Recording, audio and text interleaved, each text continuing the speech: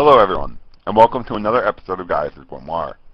In this episode I'm going to talk about one of my most recent roleplay storylines. And this story took place when I was part of a guild along with Virgil for Star Wars The Old Republic, the BioWare Star Wars MMO. And it was carried out over a series of days and weeks and months. Basically starting right after the game's release. I think I joined in during the first week, and carrying out until after I was level 50, before guild politics took the guild. But I'm going to give you a bit of background first, so you understand some of the stuff that's going to be going on. Again, I'll spare you the guild politics that played out, but Virgil joined an RP guild 2 or 3 years prior to SWTOR's release. I would join the guild relatively later, maybe a month or a couple of months before the game's release. But he joined about 2 or 3 years before. It was a Sith Empire guild, and he of course played the Sith Lord. Since this was form-based, and at that time no playable races had been revealed, Virgil created a Sith Lord based on his favorite species, the Deshad, who were a rare species that possessed Force immunity. They were able to resist the special powers of the Force. That ability was approved by the powers that be of the guild, so it was not god-modding, technically.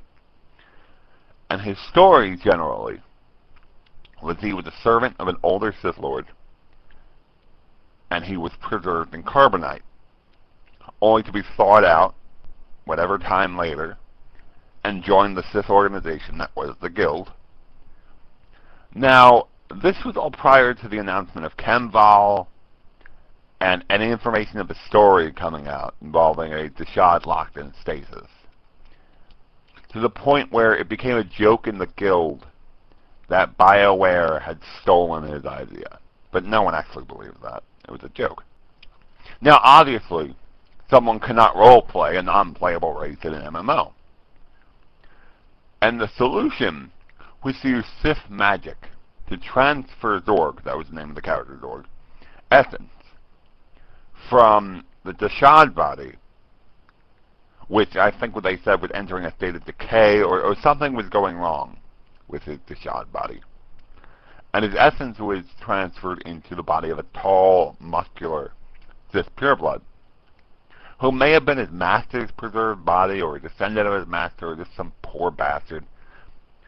But Zorg the Deshad was now Zorg the Sith pureblood, who could now be played in the game, but thus lost his ability to resist the Force that he had enjoyed using on the forum. Now in the story, I had a Zabrak Sith named Darth Spelka, a name that goes back to my first days of role-playing and my first roleplay. He was a Zabrak Sith Inquisitor, who naturally paired with a Sith warrior that was Zorg. The guild had a rule against role-playing the game's main story. So my Zabrak was not Darth Nox, and Virgil's character Zorg was not the Emperor's Wrath. But we decided that Spelka would be Zorg's Force-sensitive slave. This way, we could fluidly roleplay with other guild members on all these planets that we would both be on at the same time, because we played through the story together. So, in the guild, Zorg served as Sith Master, who acted as one of the leaders of the guild in both the game and the metagame on the forum. Since they could not be a Dark Council, because at the time they didn't know what the Dark Council was, they all took the title of Archon, which comes from the Greek for leader, and the root of monarch. So this Archon was really a leader similar to the parents of Saligia, and ran the guild's recruitment in the game. Zorg served under the leader in roleplay as a brute, while I, a mere slave, interested in Sith magic, took to chanting the party line and seeking out independent roleplayers to recruit to our ranks. This loyalty would be rewarded, as it was decided in the metagame that I should replace Virgil as the second in command of the recruitment branch, and now this is months down the line, and so on. Weeks and months of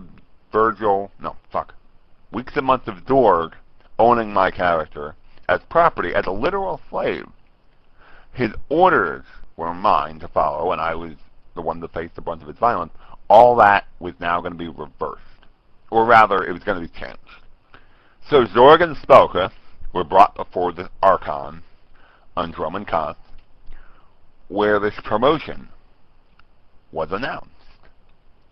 Zorg was told that I was being emancipated, and thus being taken from him, and Zorg entered a rage frenzy and defied his master, which of course was met with force lightning and other forms of force torture. When the Sith pureblood continued to resist, now not resist the force in the Deshad way, just, using his fighting through the suffering, the barrage only intensified, of course. Ultimately, with pre-planned consent from Virgil, Zorg was killed for his insubordination. Dressed in his slaver armor and wielding his Sith lightsaber, the oldest character in the guild chronologically, and the only one to switch bodies, lay dead upon the floor of the meeting chamber in the Imperial Citadel in Drummond Koth. As his now freed slave and ad hoc apprentice, Darth Spelka knelt before his former master, swearing loyalty. Either that, or I was going to die. Why would I resist a promotion when I had been a slave for, however the time panned out in the game? After swearing loyalty, Spelka was dismissed by his new Sith master, who took the matter of destroying her apprentice's remains as a personal task. So I leave Drummond Koth. I am now the second in command of recruitment. Time to go do my job.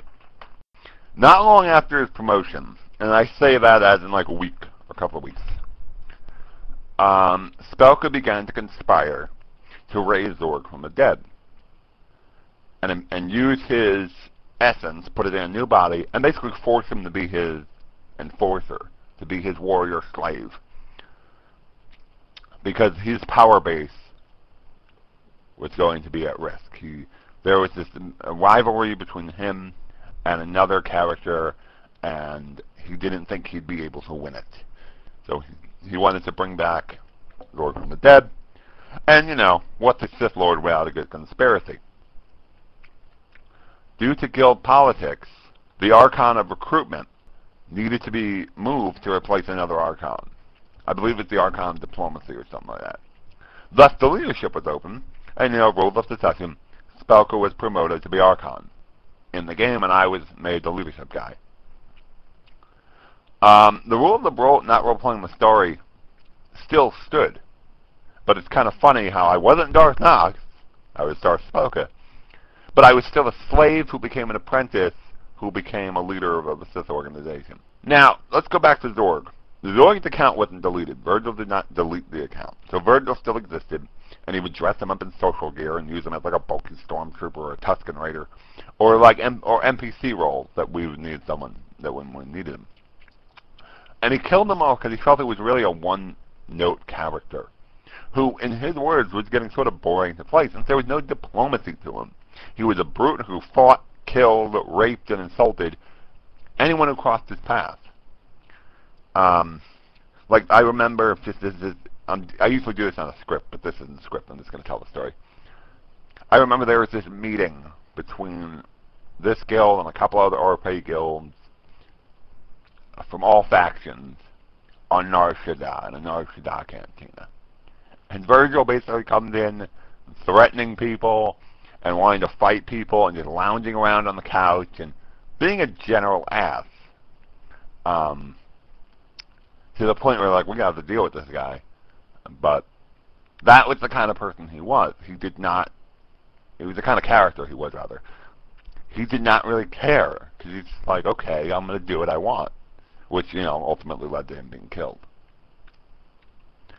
But I began, not I, Spelka, in the game, began organizing lesser members of the guild to find artifacts and tablets, which were all like useless drop items on certain planets, but I was using them as story points.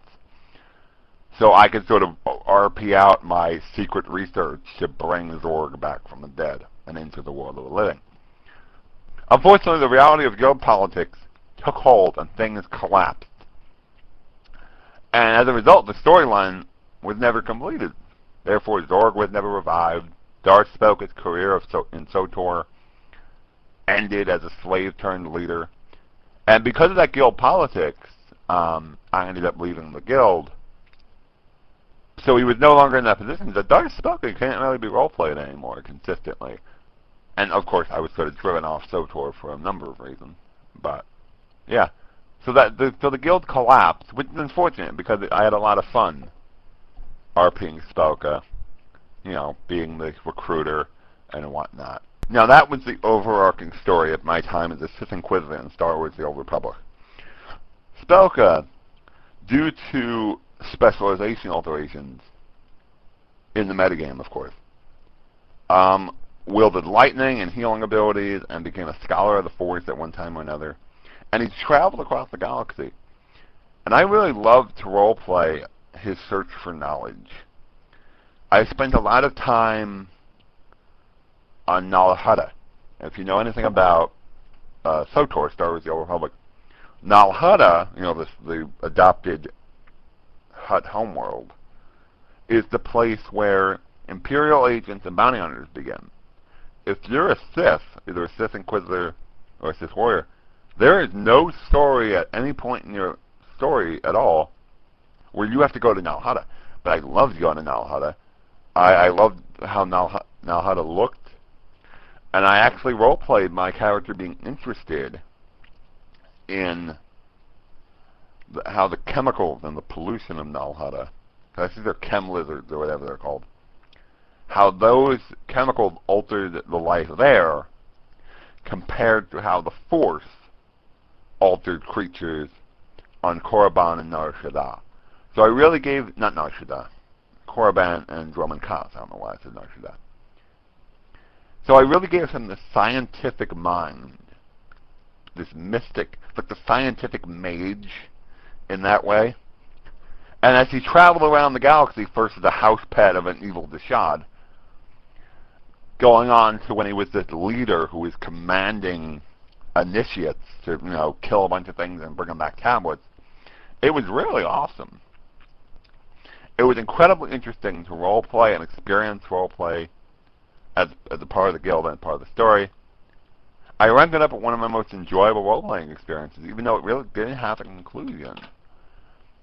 I would have liked to see Zorg come back from the dead. Like, that would have been earth-shaking from a roleplay sort of point, to have me bring Zorg back from the dead. To not only defy the fact that another Archon, another leader, killed him, but to basically defy life and death and use the Force to bring his essence back from the netherworld of the Force and put him into a body and bring him back. Again, that's a lot of Emperor Palpatine stuff, but in a way it is kind of fanon. But I wanted to play with my friend, so I was like, I'm going to bring you back from the dead, whether you like it or not. So it's definitely my second favorite Star Wars story. My first one is also the first time I ever roleplayed, so it's not generally a good story, but it laid the foundation for Darth Spoka, who he was as a character, and why I keep RPing as Darth Spoka. And hopefully, I plan on touching that story eventually. But I'm gonna space the Star Wars stories in between as possible, because this is a general roleplay podcast. Now, for the comment question, we'll see how this goes over. If you roleplay Star Wars, actually, no, not just Star Wars. If you roleplay a space opera or a science fiction or anything like that, what is your favorite overall story or event that you ever roleplayed in a game or franchise? So, is it, you know, the time on a forum that you RP'd, killing all the Gungans on Naboo and taking over Theed with an army, like this was your planet now? Something like that. What was your favorite moment ever playing in a space opera, science fiction, or space fantasy? Thank you for listening to this another episode of Gaius Grimore, and I'll see you next time. Goodbye.